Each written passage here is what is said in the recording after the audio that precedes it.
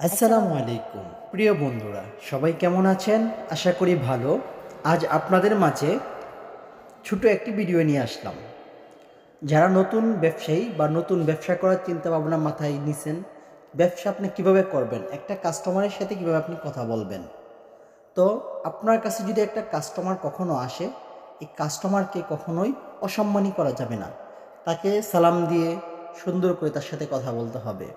প্রথমত আপনার ব্যবসা আপনার কাস্টমারের উপর নির্ভর করবে।